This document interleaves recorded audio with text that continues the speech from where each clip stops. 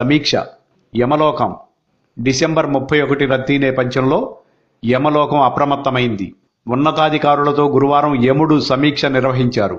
ఈ సందర్భంగా ఆయన మాట్లాడుతూ తాగి ప్రమాదాల్లో పోయే కుర్రాళ్లను ఎప్పటికప్పుడు తీసుకొచ్చేందుకు సిబ్బంది సిద్ధంగా ఉండాలని ఆదేశించారు.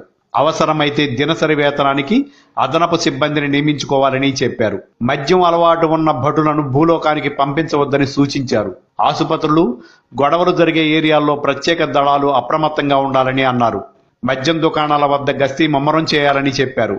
ఎక్కువగా తాగే కుర్రాళ్లను గుర్తించి అవసరమైతే వాళ్ల బండ్లు వెనక భటులను పంపించే ఏర్పాట్లు చేయాలన్నారు. రాత్రి 12 దాటిన తర్వాత భటులకు పనిభారం పెరుగుతుందని, అయినా అలసట చెందకుండా బాధ్యతాయుతంగా వ్యవహరించాలని కోరారు. ఎప్పటికప్పుడు డాక్టర్లతో మాట్లాడి జాబితా సిద్ధం చేయాలన్నారు. ఎంతమందిని తీసుకువచ్చినా ఇబ్బంది లేదని, యమలోకంలో రద్దీకి తగ్గట్టు ఏర్పాట్లు చేశామని చెప్పారు. కుర్రాళ్లు ఎక్కువగా ఉండే అవకాశం ఉన్నందున వారి కోసం ఇంటర్నెట్ సదుపాయం కల్పించామని చెప్పారు. రావటానికి మారం చేసే వాళ్లపై కఠినంగా వ్యవహరించాలన్నారు.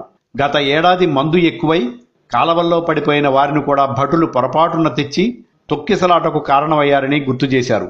ఈసారి అలాంటి తప్పిదం జరగకుండా చూడాలని అన్నారు. కొంతమంది అమ్మ కావాలి, నాన్న కావాలి, చెల్లిని అక్కని చూడాలి అని ఇబ్బంది పెడతారని, వాళ్ల మాటలు నమ్మవద్దని అన్నారు.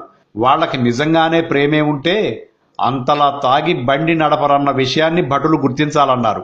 లక్కీ డ్రాప్ అంటూ వాళ్లు తాగే చివరి మందు చుక్కలు వాళ్ల అమ్మ నాన్న కన్నీటి చుక్కలని, ఈ విషయాన్ని వాళ్ళకి చెప్పొద్దని అన్నారు. ఒక్క రాత్రి వారి ఆనందం అయిన వారికి ఎన్నో రాత్రుల విషాదమనే విషయాన్ని ఎట్టి పరిస్థితుల్లో వారికి తెలియనివ్వొద్దని యముడు ఆదేశించారు. ఈ సమీక్షలో చిత్రగుప్తుడు, యమలోక ఉన్నతాధికారులు, సీనియర్ పాపులు పాల్గొన్నారు.